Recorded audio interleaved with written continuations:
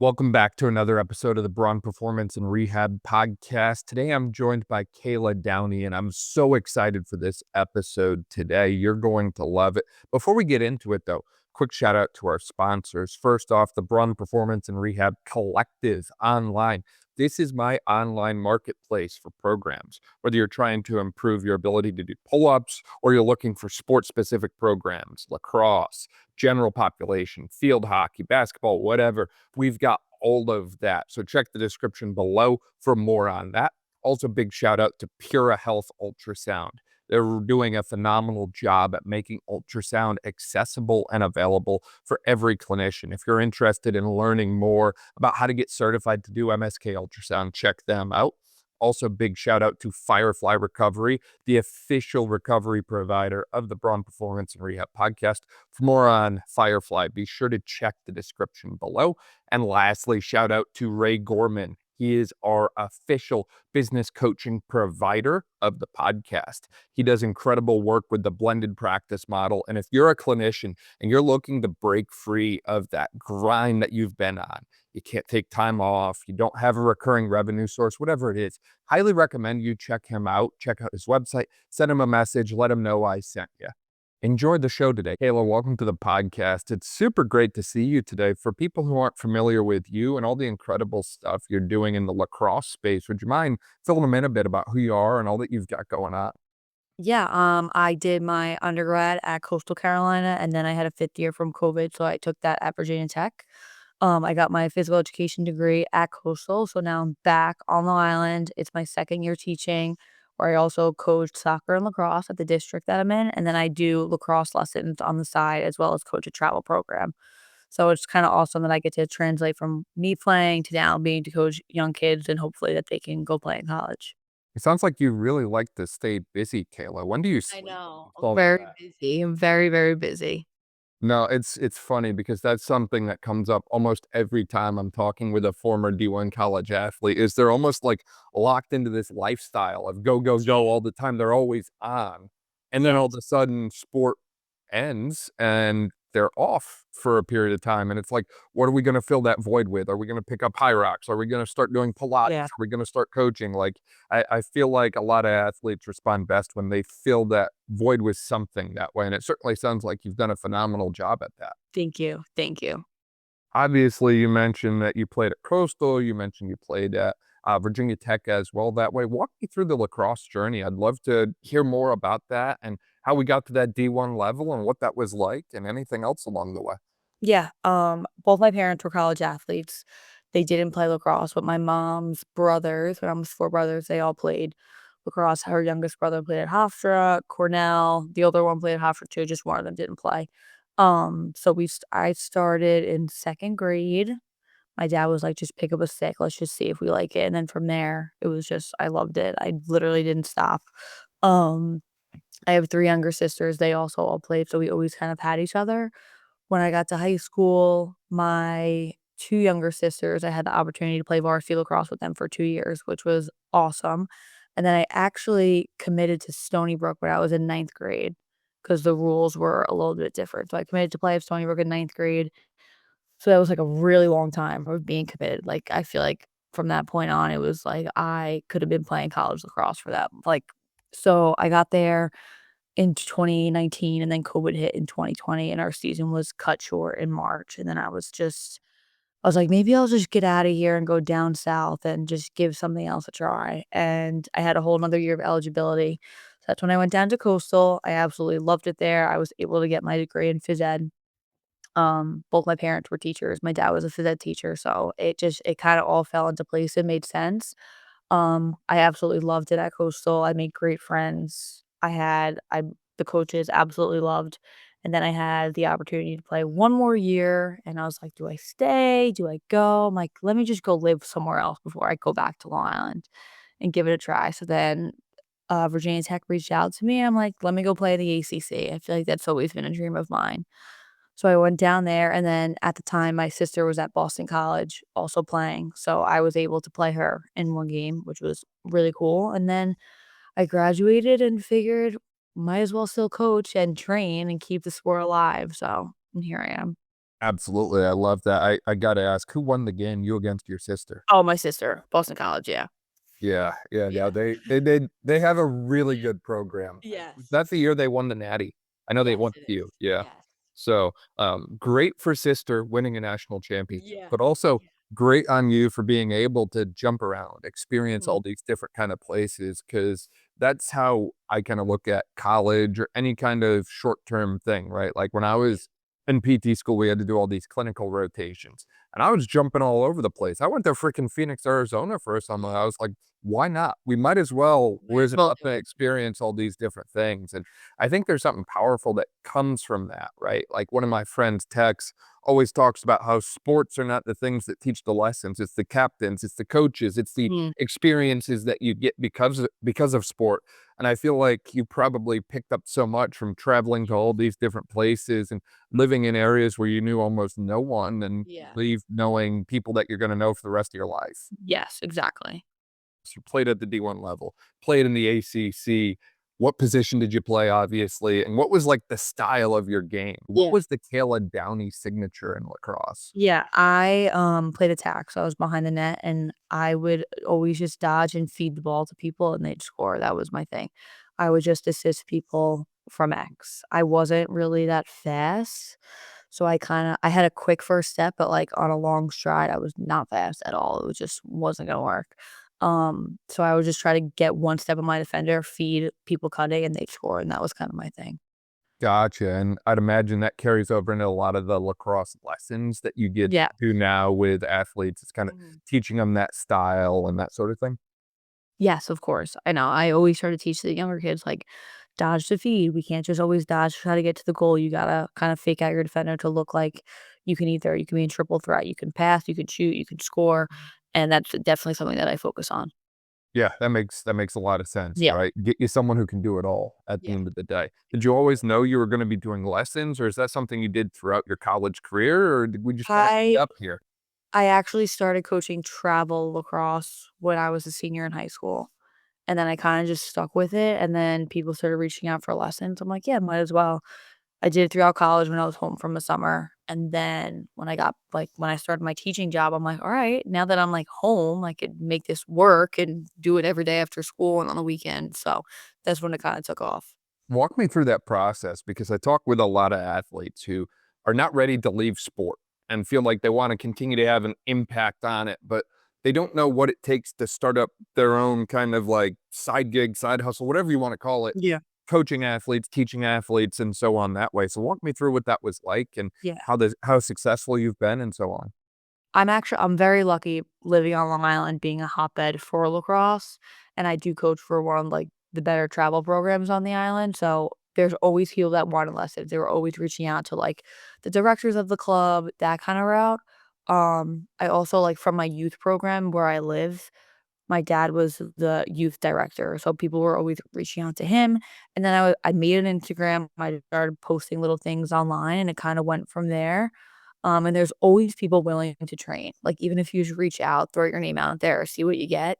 Um, people wanna train with you, or they're looking for lessons. They wanna get better, and just start small and use social media to your advantage, and it'll work out. It's amazing how powerful the social media can be, Yeah. stuff like that. I was talking with a friend earlier this year, back in November, who just started a PT clinic in Tampa, Florida, and he's brand new to the area, knew no one. And he started a social media account, only had a couple hundred followers, but he was getting 3 to 5 DMs of, potential patients Yeah. every week. And it's like, it's amazing how much of an impact that can have. Mhm. But I feel like a lot of athletes are so scared to post for the first time. Yes, I They don't agree. know where to start, or they look back and they think, "You know what? I should have grown this more when I was playing college Yeah. sport. Does anyone care about me now that I'm washed up or Yeah. whatever, or NARP life or whatever?" What do you say to the athletes that have faced those kind of struggles? Because I feel like that comes up a lot.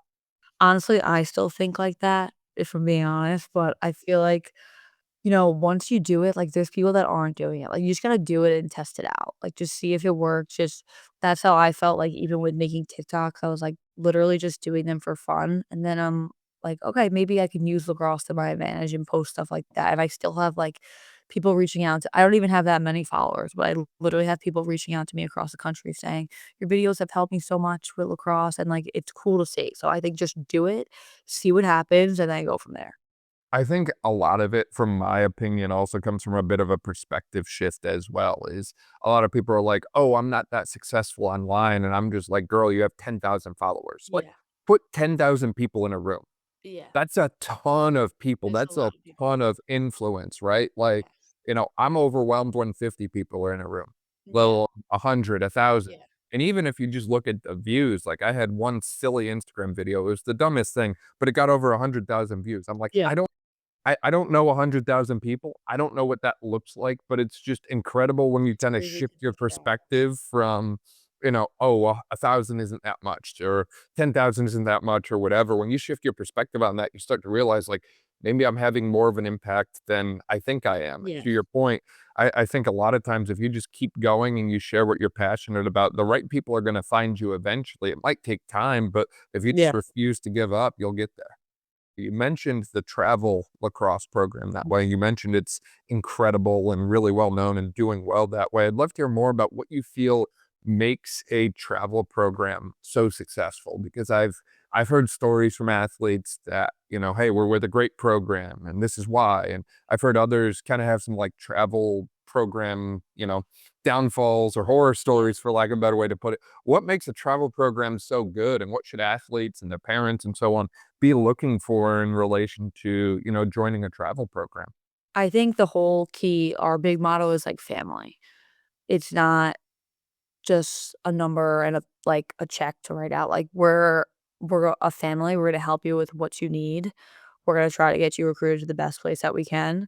Even, like, the girls, this sounds silly, but, like, we get new merch every year, and the girls, like, look forward to going to get the merch and, like, little things like that, team bonding, like, we're always doing something, we're always offering training, we're always offering, like, activities that the kids can do, and I think the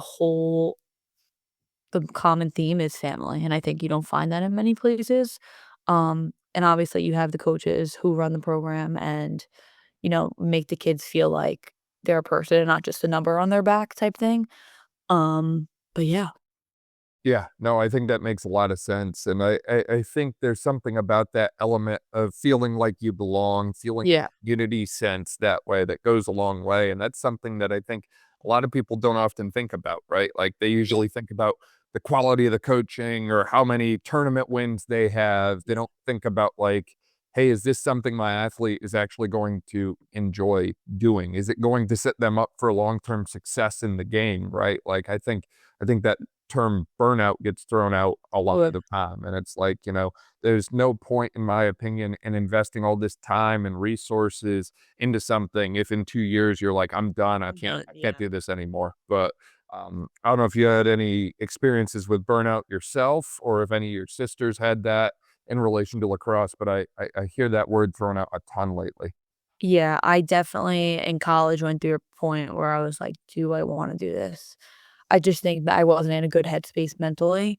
Um, and my parents are I'm very lucky that they're very supportive, and they were like, "Well, whatever you wanna do, I will support you no matter what." Um, and I got through it, and I went and played, and my senior year ended up having a great season, and then I went to Virginia Tech, and the rest was history, but I definitely my junior year was not in a good headspace at all. And I talked to my parents and it ended up working out. So thank God I kept going.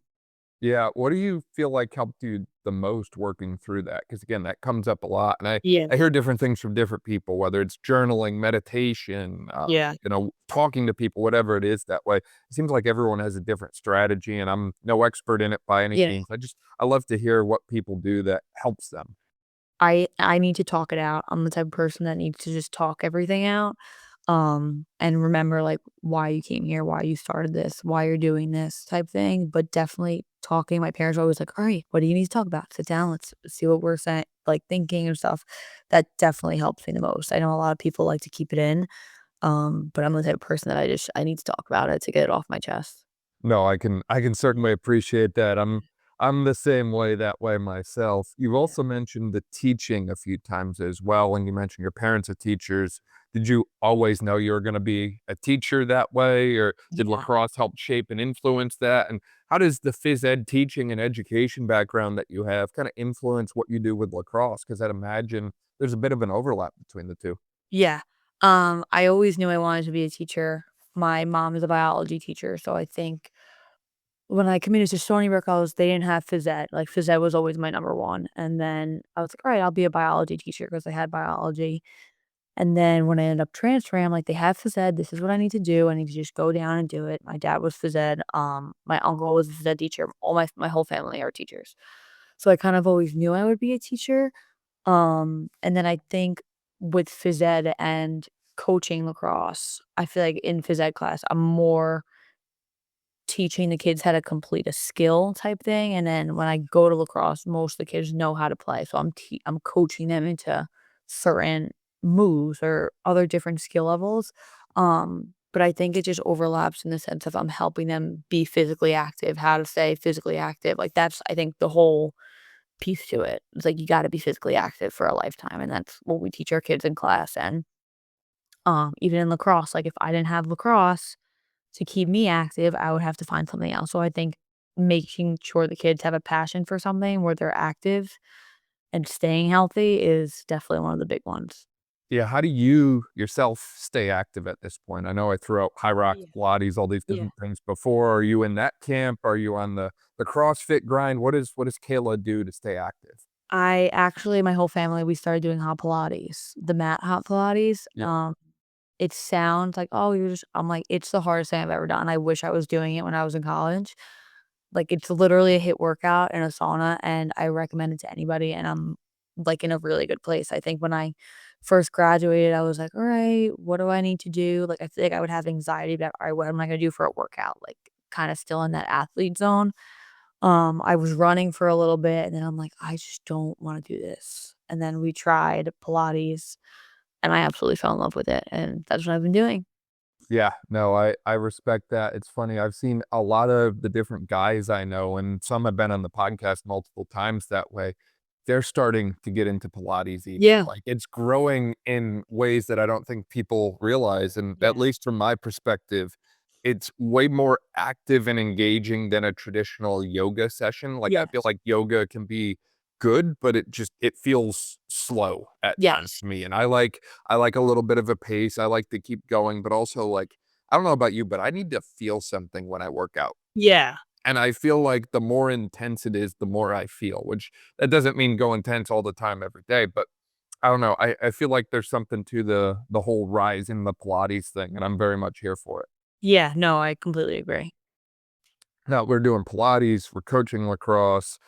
I gotta ask on the sibling piece, was the youngest the most spoiled? Who had it the easiest versus the most difficult growing up? Yeah. Was there a sibling rivalry? How did the sibling rivalry play into lacrosse as well that way? Because I'd imagine that competitive element probably brought out the best in all of you. Yeah, I'm the oldest, and then I have a sister that's 2 years younger than me. She played lacrosse at Oneonta, which is in upstate New York. And then Lacey is the 3rd, who's currently at Johns Hopkins, and Lacey is the best athlete by far out of all of us, and I think like, having my sister and she's definitely, like, looked up to us, but I think even now that I'm older, like, I even look up to her and just see how hard she pushes herself and, like, certain things like that. And then my youngest sister, Chloe, who's in high school still, I actually coach her travel team.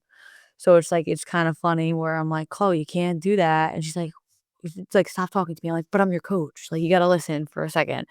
So that's kind of funny, but I think being able to play with my 2 sisters in high school, like, definitely helped, and I it was just an awesome experience. And were there competitions a lot sometimes? Totally, but it was a lot of love. Yeah, no, there's something about that sibling connection, and Yeah. it's funny because I feel like in a sport like lacrosse, we see that all the time, right? Yeah. Like, look at UNC, for example, right? Yeah, Like, no, how yeah, many sibling combos are on that women's yeah. lacrosse team? Like, it's It's unbelievable. crazy. And I mean, maybe it exists in other sports, but I feel like it's most common anecdotally in lacrosse that way. Yeah. I think earlier you also mentioned something about soccer as well, and it made me think of a few athletes I know that played both soccer and lacrosse in college. Did you play soccer growing up, or where did Yes, I soccer growing up enter for you? I honestly played growing up, and then in high school, I stopped playing my sophomore year. That was my last season, and then I ended up running cross country my junior and senior year. But I played soccer my whole life, and then when I got my teaching job, they're like, "Do you wanna coach soccer?" I'm like, "Sure." I'm like, "I played my whole life, might as well." Um, but yeah, I don't like I obviously played my whole life, but I'm not like how I played at the Division 1 level. I don't know the sport in that much depth, but like compared to lacrosse, but it's awesome. Can't complain.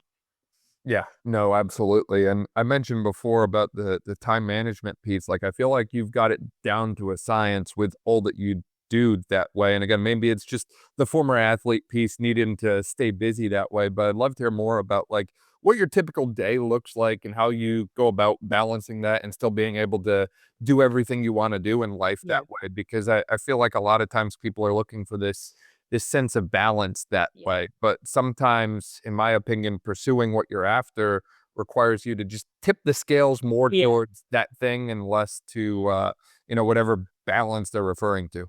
Yeah, I when I'm working, when we're not on break, I wake up 5:30 and I usually do a 6 a.m. Pilates class because it just makes the most sense. So I'll do it before work and then I'll go to work. I'm probably usually done around 3:20ish. And then if I'm coaching, if I'm in season, we'll go to practice, whatever we have after school. And then I usually either do trainings after school, like after the practice, or then I'll go to like my lacrosse practice with my team, whether I have that or not.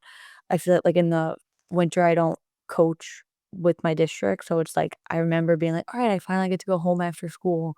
Then I get home and I'm like, wait, I need to do something. Like, I can't just sit here. Like, I kind of like call myself doing that. So then I would just if I'm not coaching, like, for the district or if I'm not coaching for my travel team, then I'm just training kids after school, and then I'll get home around, like, 6 o'clock, eat dinner with my family, and then I'm in bed by, like, 8. I definitely go to bed really early, but that's what my day is. I just can't sit still. Yeah, no, I'm the same way. It's funny. I say some people have a 9 to 5, I have a 5 to 9. Yeah. Once bedtime hits, we're off. Like, Yeah. and it is the best thing. I don't know how people do it. I don't know how people stay up until midnight, 1 in the I morning, know, right? I can't do it. I had a little bit of that in college, but, like, now I'm just like, "Look, 8, 9 o'clock Yeah. bedtime is, I'm like, in bed. period." I mean, Yes. maybe I'm just the old guy now, No, but I'm the same way. that it feels right. Now, what do you Yeah. do outside of the grind that you've been on that way? What's the free time entail, and what's the life outside of sport and coaching and teaching? Yeah, I definitely love hanging out with my family. That's a big one, and then it still revolves around lacrosse, like going to see my sister in college and, like, just hanging out with family. I read a lot. I like to read, um, but usually just, like, chill, hanging out around the house with everyone, either reading, watching TV, nothing too crazy. What books do we like? What do we recommend? What are we I know. currently reading? Give me the rundown. I like the psychological thrillers by Frida McFadden. The movie The Housemaid just came out. She wrote that book. I do like the thrillers, definitely, for sure. And we prefer books over movies?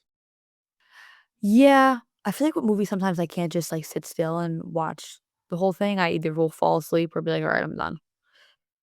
Yeah, and I feel like a lot of times movies are so predictable, Yeah. and I like unpredictable things, Yeah. right? Like, if I'm gonna throw the TV on, like yesterday, I had the TV on in the background, it's always sports, right? Like, we got the ESPN Plus or whatever it's Yeah. called for a reason, right? Sports are fast-paced, they're unpredictable, and in my opinion, they're Yeah. probably the only thing that's gonna grow in the TV space in the future just because of the nature of them, which is, Yeah. again, why I do what I do and why I love talking with athletes, current and former, such as yourself that way so much. And I know we've talked a lot about lacrosse, we've talked about teaching, we've talked about so many different things. What's the future look like for you, Kayla? Where are we heading, in the where do we see ourselves going that way? Yeah, I think, definitely I don't plan on stopping coaching anytime soon.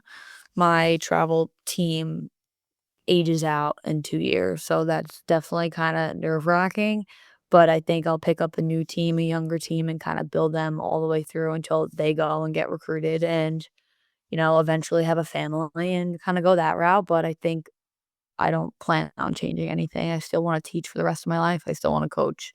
I like where I'm at, and I could do this for another 40 years if I had to.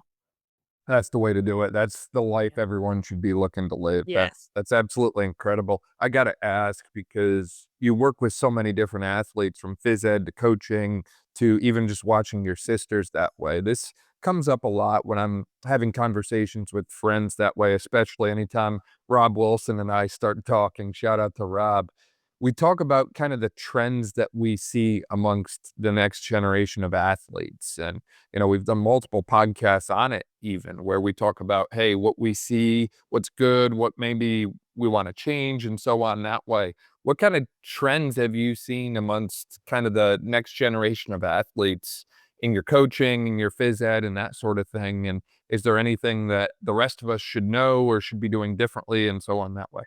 Yeah, I think I definitely the girls that I train, their drive is, like, crazy. I think in this generation, a lot of times the drive has kinda decreased, um, but I think if you get those select few ki not even select few, but, like, there's a pocket of kids that really still wanna work hard and, like, earn what they want to get type thing, and I think a lot of the not a lot of the times, but sometimes you can see parents just being like, just go, it's fine, just go," and I think you need to let your kid kinda just if they wanna play, let them go play, and if they don't, just it's okay. Like, they'll find something else, and I think don't push your kid because again, going back to the burnout thing, I think that's what happens when you're forcing your kid to play something that they don't wanna do.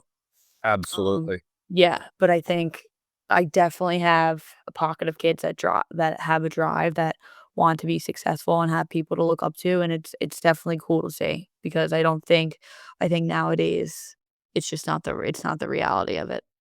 Yeah. Who did you look up to when you were going through lacrosse and all your own journey that way?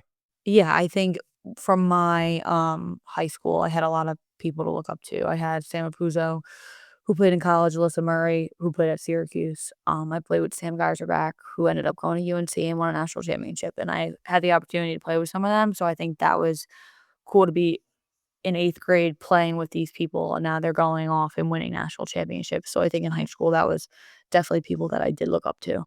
Yeah, no, it's incredible to have Yeah. those, and I think it's amazing to see the growth and the impact in the sport of lacrosse, especially on the women's side lately, right? Like Yeah. your Charlotte North, your Chloe Yeah. Humphrey, people like that, like they're household names at Yeah. this point. But again, that's only a small piece of what's actually going on. There's so many Yeah. other incredible athletes in this space, and I just feel like the sport is growing at an incredible rate, and there's Yeah. opportunities now that didn't exist previously. Like I was talking with someone at the D1 lacrosse level who was telling me a school offered their goalie like 60, 70,000 a year or something like that, Yeah. come play for them, plus full ride scholarship and so on. And I'm just like, man, this was not a thing in lacrosse I 5, know. 10 years ago. This Yeah. is incredible.